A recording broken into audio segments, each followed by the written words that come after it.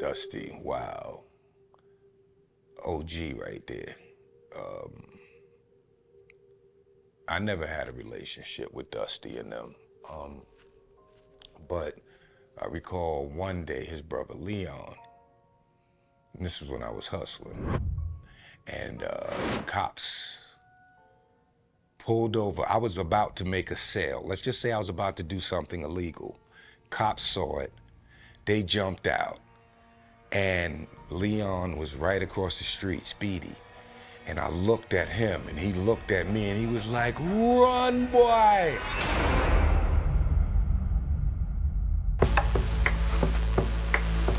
World explosion! Combination mix band two of y'all girls them on the venue. On the street, on the lane, and on the main for the girls them chocolate shit down the floor. Now to a developing story on Staten Island where a man was shot and killed in broad daylight in the Park Hill section. Police say the 26-year-old victim was shot in the face and died at the scene. The shooting happened just before 3 this afternoon on Park Hill Avenue near Sobel Court. So far, no arrests. History has dictated to me that there's always been somebody to sell the drugs. There has to be somebody to sell the drugs. Not just one guy, it has to be a gang or a crew or an organization or something of that nature. And it's always been that way. It all goes back to moonshining and bootlegging liquor and the prohibition, because it brought people together to survive. They needed that money to survive. So if you cut something off that's feeding people, there's gonna be that group that says, I'm not having it, and they're gonna eat.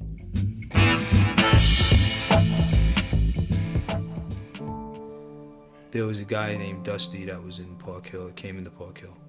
Everyone knew who this dude was, and he wasn't from Park Hill, so it was unusual. I believe he was from Florida. I could be wrong. I believe he came up from Florida, part of those gangs or whatever it is. But one thing he did do is he locked down Park Hill. You remember Dusty had the nappy afros. You know what I'm saying? He wasn't worried about no barber, but his chain game was insane. Phenomenal. That shit was. It was insane. These nigga was like he was bigger than Mr. T at that time. It's, you know what I mean? And they had Jamaican gold or Guyanese gold. It was like it was burnt yellow. Yeah, I remember my first impression of Dusty was a dice game, and I remember he came up and, you know, pulled out a big wad of money out his pocket, mad jewelry and shit, but he lost. Had his man go get some more money. His man came back with a paper bag full of money, and he broke everybody that day. I mean, you ain't gonna never beat the bank when the bank is infinite. And you didn't cross him, because if you did, there were going to be severe consequences. So there was no independence. There was no, you're going to do what you're going to. And everyone made money or whatever, as long as you was doing it through him and with his license to do whatever you was doing. It's like we wanted to be like them niggas so bad, but we didn't like them niggas, you know what I mean? Because it was like, yo, who the fuck is these Jamaican niggas, you know what I mean? But they were so strong, you know, at what they were doing, because they came with the mindset of handling business. I can't understand the word Dusty be saying. I can't understand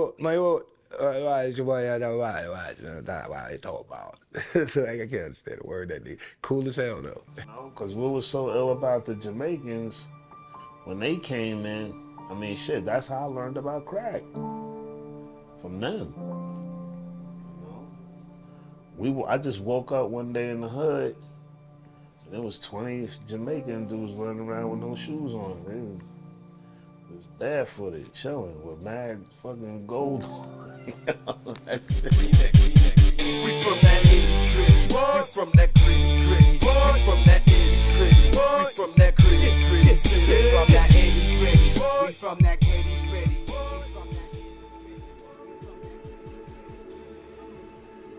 We had crews in the 80s. They were graffiti crews. They weren't gangs. They were graffiti crews. They usually had a leader, and the crews of the 80s were, well, let's say Park Hill. Park Hill had Direct Posse, DMD, the Money Doctors, or Dick 'em Down. That's what they called it. And the Villas was another crew. Again, the Vamp Squad and the Paris crew were from Stapleton, and that was right next door to Park Hill. The Vamp Squad never clashed with anybody from Park Hill. but the Paris crew did. The Paris crew was responsible, without calling any names. They would make their way up to Park Hill, and they would do stick-ups. They would stick up some of the local guys in Park Hill. Park Hill was really known for, this is before they started selling drugs and really getting into what the Paris crew was known for and known for about. They didn't really have people that were known for their fighting prowess. That was a Stapleton thing. You know, we were so innovative in Park Hill about our business on jewelry and fashion and the hustle that everything was in Park Hill. Like, Park Hill was Staten Island, you know, so to speak. Because, I mean, we was doing things that even other boroughs wasn't doing. Now, other boroughs was live, and you know, Brooklyn was definitely, you know, the heart, and the Bronx created hip-hop, but we was just like a mixture of all of that, and we had the Foursome D's out there.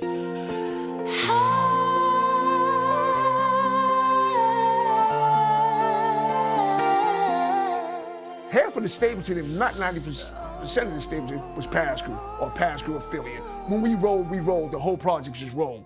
If there was something that all the guys was up to and we went, it all went down. It wasn't a neighborhood out here that we didn't touch. It was a neighborhood out here that didn't feel our name, didn't feel our power. You know, Paris crew was it at that time. That's all you knew. That's all you knew with PC. Hey yo, Staten Island gun bust, gold plaque, stack 'em on the bus. Spectacular, us. The Paris crew's run would come to an end with a series of gruesome murders. What I remember about Corky, we used to call him Knothead because he had this like permanent knot on his forehead. And Corky used to love to fight, always fighting. Corky was a knucklehead, but he was cool. He was somebody that came from Stapleton and ended up going to the Harbor. And he used to hang out with the Dudley brothers. There was a brother named Quadon. And right before the Reign of Terror, matter of fact, I think his murder set it off. Well, I knew Corky from young. He was a kid that he was in 220, but Corky was always, you know, a little small guy, but at the end of the day, Corky was always a little serious. He was serious too. And once he moved away and, you know, he turned into a stick-up kid. And everybody knows you stick up the wrong person, there's hell to pay. There's some guys that say it ain't worth it, you know, just if they come back, we'll handle it. But then there's some guys that take that shit personal. And that's what happened at one point. And that's what happened with the West Indians. Because the wrong person got stuck up. And I can recall seeing that person walking up and down the area where this person lived that stuck them up almost every day. And I ain't no fool. I mean, you could tell. You feel the vibe. You know something ain't right. They ain't from around here. They're focused. You just see the focus. And your best bet is just stay out of the line of focus. Just whatever's happening, it really don't have anything to do with you, so move around it or don't move at all. But yeah, that went really ugly. And you stick up the wrong person, man, it's almost guaranteed somebody's gonna die. Dusty was a West Indian gentleman that came to Park Hill during the crack phase. Basically, you can wrap up a Dusty era. You've seen New Jack City, seen Nino Brown. Pretend Park Hill is the Carter and Dusty is Nino. He was the man without having to say too much, because the hip-hop police always listening. He was the man, and he did what he had to do, whatever the case may be, and dudes were, you know what I'm saying, in my era as young was like, wow, you know, I want to be like that. I want to emulate that. He was the Staten Island first, Nicky Barnes, Fat Cat Nicholas, truly. Had a gentle side, but he had a real rugged side. That was somebody not to play with.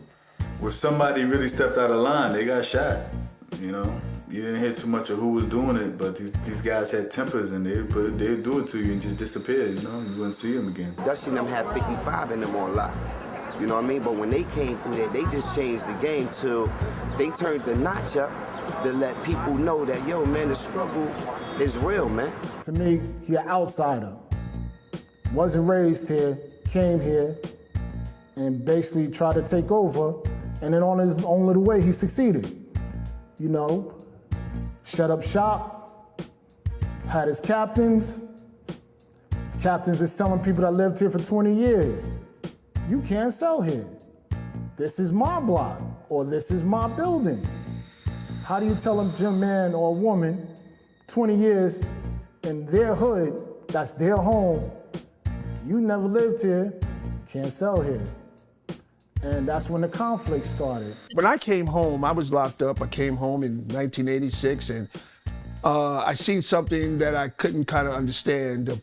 The whole project was assimilated with Guyanese, Africans, and people that, you know, a lot of immigrants that came through. A lot of immigrants that hurt people. You know, and it was a disappointment because the guys that was there from the hood, it didn't seem like they took care of their people. But I mean, protected their people, like from murder, whatever the case was.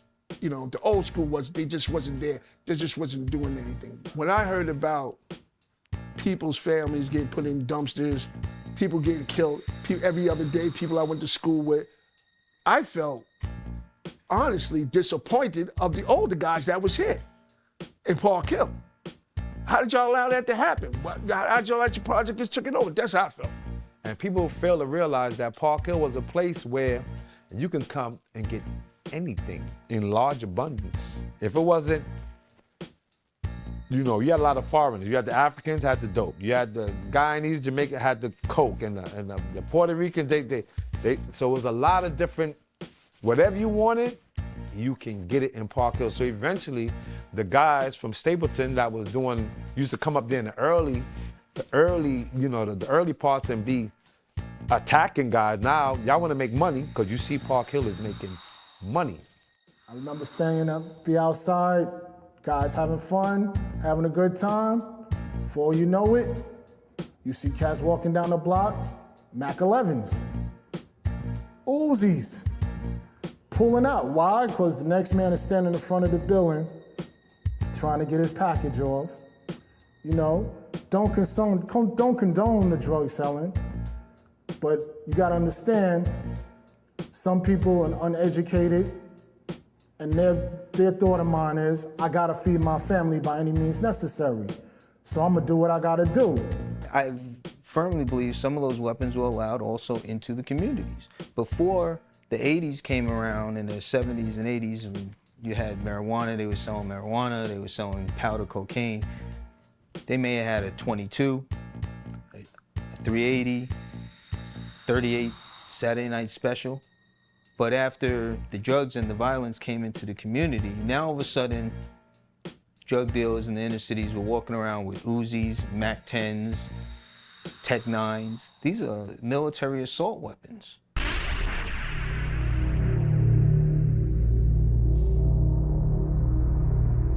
Well, growing up in the projects, you know, we get frustrated for a lot of various things. And one of them was having no money. And that triggered you doing what you're doing. You playing dice, you're going out to Path Mall, you know, and eventually those little hustles turned to the major hustle that, you know what I mean, we got into the drug trafficking.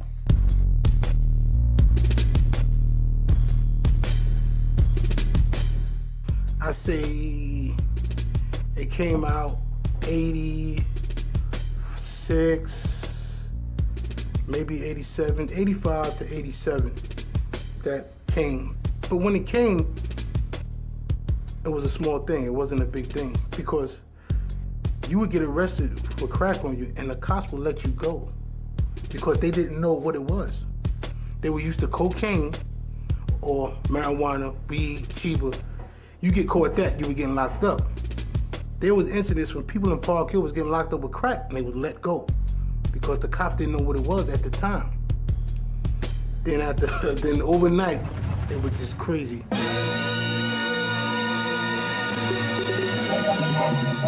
By the late 80s, drug dealing quickly replaced summer youth as a source of income for the young men of Park Hill. The results would be more devastating than they could ever imagine. went crazy. Crack is like, it's like a weapon. It was like they dropped a weapon in the neighborhoods. That crap destroyed so many people. Me, myself. I was a whole different person. And I can't even blame anybody for getting me started. I wanted to check it out myself. And by the time I realized what it really was, I was in it. That crack made that money. And explosive. Remember them gooses that had the fur around the collar? Remember those? I wanted to get one of those for me and my girlfriend, and I wanted a radio. And I knew the only way for me to get that was either go take it from somebody or make some money and do it. Selling narcotics. It was the prime motivator. When you start to think you could buy a car in 3 days with 10,000 a wop a day, you gotta understand, these young kids was getting like 10 G's a day on a bad day.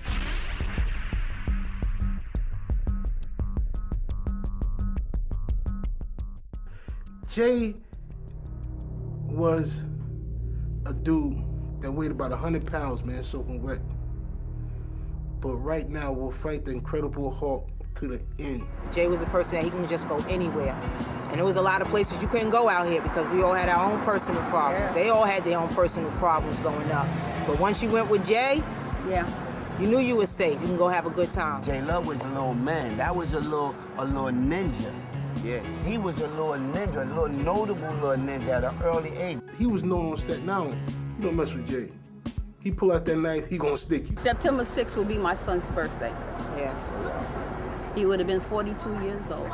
2 months before Jay's death, I had a brother. Jay found my brother on the rooftop there. And my brother always said, when I go, I'm taking your son. And that's when the visions start to come in. And 2 months later, they killed my son. Jay Love used to give me change to go to the store to get him a beer. Yo, shorty, come here, shorty.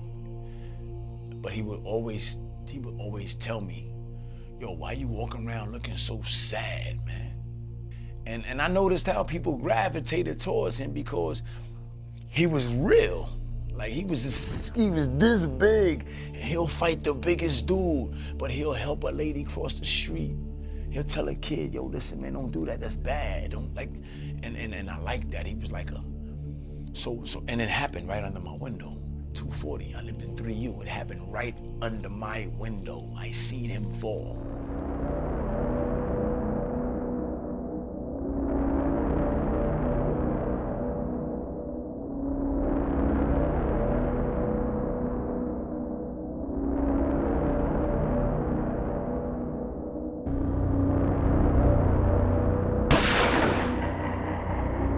And a guy is clever to be shooting at a time on the 4th of July where nobody's gonna pay attention. Anybody could have got killed. When I got to the elevator, I buckled. I buckled. I knew something happened. I lived at 141.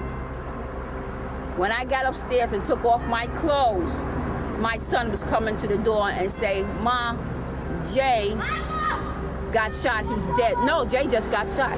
I always ran for my children. This time I couldn't run no more. It's like slow motion. I knew my son was going when I buckled. When I buckled. And it was just like crushing to the whole neighborhood. You know, nobody knew who shot him, but he died, and nobody thought that would happen. Like he was invincible. I mean, okay, he's the Don.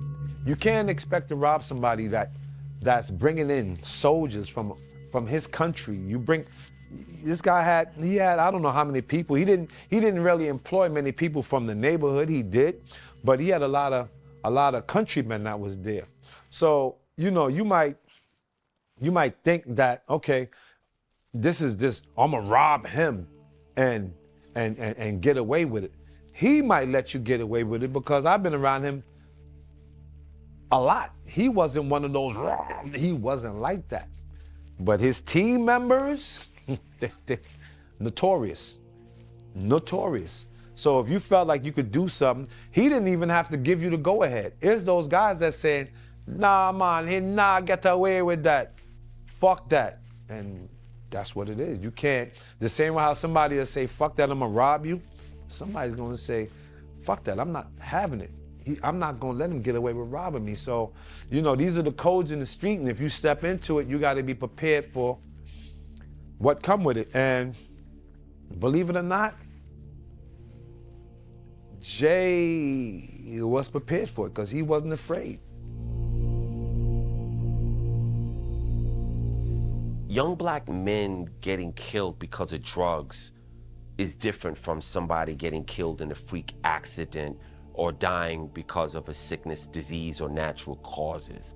When a young black man who's a teenager that you knew, you saw his smile, you saw his laugh, you knew his sense of humor, you got a good sense of who he was as a person. When that comes to an end because of violence or drugs, you know, it does something to you, and it kind of, it hardens you a little bit because you realize that innocence has been slain, you know? There's a level of naivete that you cannot return from when these things happen. And that happened one time too many, starting with the Reign of Terror. Death before then was once in a while. You know, you would hear about somebody like Dave Smith getting killed, or Haywood get killed, you know, Paul Henry got killed. These were murders that would happen years from each other. But when the Reign of Terror happened, and it started in Park Hill, it became more prevalent. There was an accelerated rate of murder that happened. And that's what changed the construct of what Staten Island was known for. It is no longer soft and smiling Staten Island. You know, there's a body count out here, you know? And the concentration of that body count, unfortunately, happened in Park Hill. In my opinion, things start to turn left in the neighborhoods when I start to hear about some of my friends getting killed and people that I know, and starting to see a different, you know, migration of ethnicity. You know, when I start to see, you know, different drug dealers or whatever, you know, people hustling, you know, and most of them was Jamaican, you know, they had the nice gold chains, you know, and they was getting a lot of money, and a lot of people, regular, let me call them the regulars. The regulars was making their money too, but they was selling out. In other words, whatever you needed to know, I'm gonna turn you in, I'm gonna do this because I'm loyal to the Jamaicans. That's the bottom line. And then it was the type of thing when my friends or sisters died, some people I went to school with got thrown out the window or jumped out the window or just got plainly hurt, you know? So again, let me get back to my story.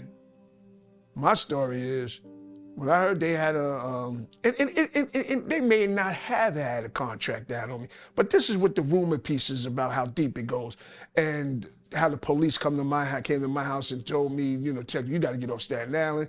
You're the next one that's gonna die, you know. And every time because my wife lived in Queens, we lived in Queens. Every time I come back here, some of my oldest friends, the pastor, they was gone. They wouldn't want to be around me. Not one of them. Yo, Toussaint, let's leave. Yo, fucking, yo, man, you better chill out. Hey, Dusty and them came through. It probably, if it wasn't Dusty, it was some Jamaicans with bikes or whatever. Yo, I can't be around you, man. There was a major difference in approach when it came to, I don't want to say the savagery, but let's just say the construct of what used to happen in Park Hill.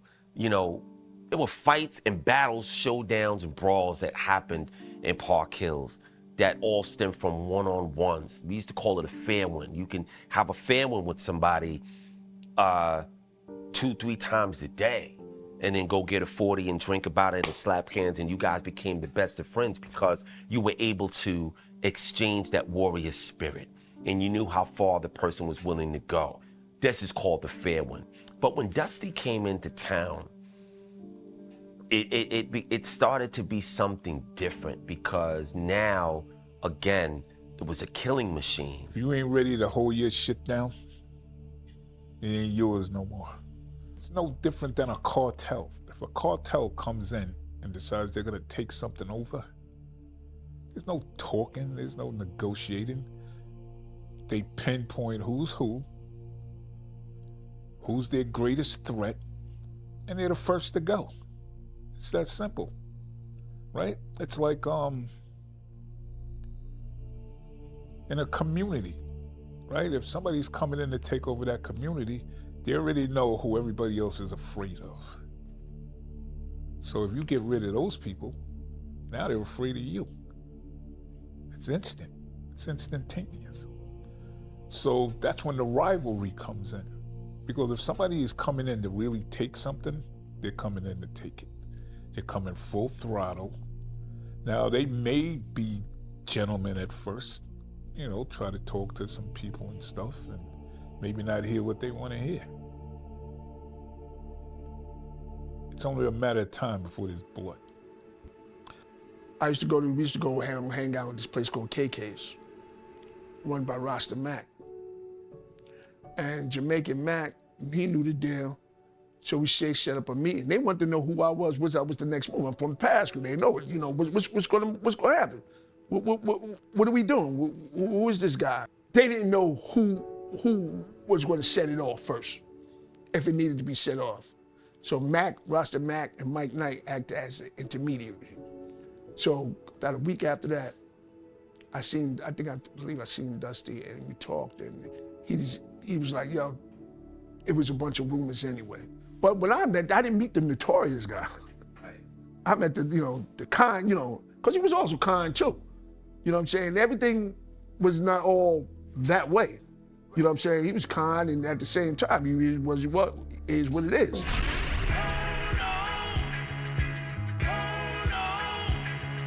Dusty's reign as king of Park Hill came to an end one day in the summer of 1990. Like, it was so crazy because the news went all across Staten Island so fast that the feds followed him from Florida all the way to Tall G Street when they finally apprehended him in the red, I don't know if it was red BMW or that white Porsche he had. He was charged with several counts of narcotics trafficking under New York's tough Rockefeller drug laws. Oh man, he got 2 life sentences and 80 years. So you can die twice and you still gotta do 80 years. Whether or not Dusty was solely responsible for bringing drugs and violence to Park Hill is a matter of who's telling the story. The bottom line is, everyone was affected. Listen, when you have someone like Dusty and lived the life that he's lived, you're talking about someone that is considered to be or looked at like Scarface or Nino Brown. But the only difference is he's there to tell you the end results of it. So if you could sit there and sketch your dream out, oh, I'm gonna do this, oh, I'm gonna become this. When you have somebody that hit the pinnacle of it and tell you, hey, at the end of the day, it's not worth it, it's up to you to either, sum it up to the truth or a lie and go find out for yourself. But, that old saying I just said, you can learn the hard way or the easy way is the realest. You can learn from people. Don't always think you have to walk down that road all alone in the dark. If someone is saying, hey, you take 10 steps and it's a stone there, don't worry about that stone. Then you go bust your toe, it's on you. After serving over 31 years in prison, Dusty was released. He agreed to do this interview. Flip stop, and this one is and this man is he's the director right there. You see, we filming this in the hotel. $200,000 cameras right now. Yes. These $200,000. $200,000. I've been in the street all my life. But there was a point where you said, okay, when did you become Dusty? Well, from since I was going to school, the people used to call me Dusty because my father really some St. Thomas, and he used to have a lot of money, and he used to give me money and things like that, and I always used to have a lot of it. And back then, Dusty, you find most people from the island, they were called Money Dusty. And my groupmate and them start calling me Dusty. But then as you grow, and the life that you choose, you know, that goes along with my life. The name Dusty. So, with all those years that you were on the street, from you handling money and doing all the stuff that you did back then, what's the worst thing you would say that I've ever seen in that whole lifestyle? I get shot. Yeah, I get shot. Tell me about it. This was in Florida. I get shot. And my brother and some other people had problems, but I had no knowledge yet at the time. And those that I used to be with, or that I know, not used to be with, those that I know. And this other dude was more friend than me. And my brother and two of them get wrong, like to talk to my brother how they feel like. And one of them go for take a friend thing of his. And he do them. You know, he them had some kind of gunplay or whatever. But they don't like what happened to their friend. So I was going out the night and they stopped me with a car. A car come in front of me and chuck me, and another one come from behind and they put on the bright light, and all I hear is they come to murder me. But I was never a coward. I had a little gun, a 380, and I answer back with it. And they run off or they duck, and I had an opportunity for go where I'm supposed to go. But praise God, I could talk about it now, but not them. Where were you hit? Yeah. Where on your body? I got hit in my chest. I got a hole in my chest. I got hit in my chest. It didn't, but the doctor put his whole finger through my chest. But it happened so that God is great. God liked me. God loved me. Because a lot of people tried me before. But praise God, I'm here to talk about it. You know, a lot of people try me, but what it is, you know. I'm here today, and they're not. Standing